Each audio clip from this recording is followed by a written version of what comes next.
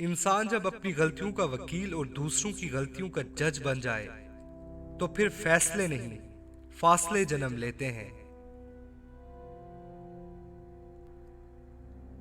کسی کی میٹھی باتوں کا مطلب یہ ہرگز نہیں ہوتا کہ آپ اس کے لیے خاص ہیں۔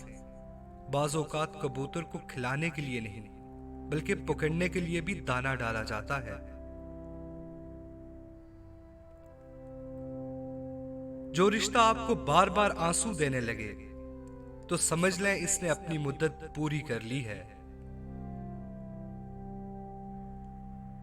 زندگی میں سب لوگ رشتہ دار یا دوست بن کے نہیں آتے، کچھ لوگ سبق بن کر بھی آتے ہیں۔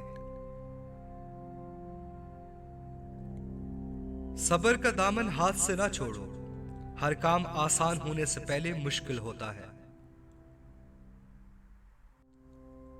کسی انسان کی سوچ پڑھنی ہو تو اس سے مشورہ کر لیں، اس کے مشورے سے اس کا انصاف، نیکی، بدی اور علم سب جان لیں گے۔ کسی کو غلط سمجھنے سے پہلے ایک بار اس کے حالات جاننے کی کوشش ضرور کریں۔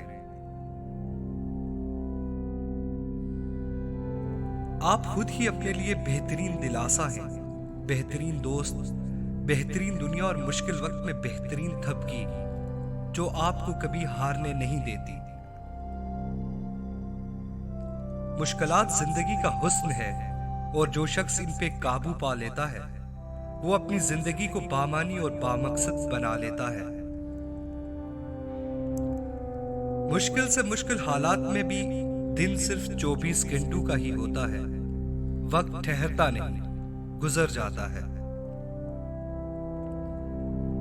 وضاحت کے چکر میں اپنا وقت برباد مت کرو، لوگ وہی سنتے ہیں جو وہ سننا چاہتے ہیں۔ ہمارے مسئلے اور ہماری پریشانیاں بھی راز ہی ہوتی ہیں، ان کا دوسروں کے ساتھ اشتہار نہیں لگاتے۔ جو انسان اپنے آنسو دوسروں سے صاف کرواتا ہے وہ خود کو بے عزت کر دیتا ہے، اور جو اپنے آنسو خود پہنچتا ہے وہ پہلے سے بھی مضبوط بن جاتا ہے۔ آگ لگانے والوں کو کہاں خبر، رخ ہواؤں نے بدلا تو خاک وہ بھی ہوں گے۔ مثال دینا اور مثال بننا دو الگ باتیں ہیں۔ مثال دینا آسان ہوتا ہے اور مثال بننا مشکل۔ اپنے ہمسفر سے اپنے جیسے ہونے کی توقع مت کرو، کیونکہ تم کسی کا سیدھا ہاتھ اپنے سیدھے ہاتھ میں پکڑ کے نہیں چل سکتے۔ خود کو سنوارنے اور اپنی زندگی بہتر بنانے میں اس قدر مگن ہو جاؤ کہ دوسروں کے لیے آپ کے پاس تنقید کرنے کے لیے وقت نہ ہو۔ سب سے بڑا گناہ وہ ہے جو کرنے والے کی نظر میں چھوٹا ہوتا ہے۔ دنیا میں آپ کا حقیقی مقام وہی ہے جس کا اظہار لوگ آپ کی غیر موجودگی میں کرتے ہیں۔ انسان اپنا برا وقت بھول جاتا ہے لیکن برے وقت میں لوگوں کا برا رویہ نہیں بھولتا۔ میرا عیب دیکھو تو صرف مجھ سے کہو، دوسروں سے نہیں، کیونکہ اس عیب کو میں نے بدلنا ہے، دوسروں نے نہیں۔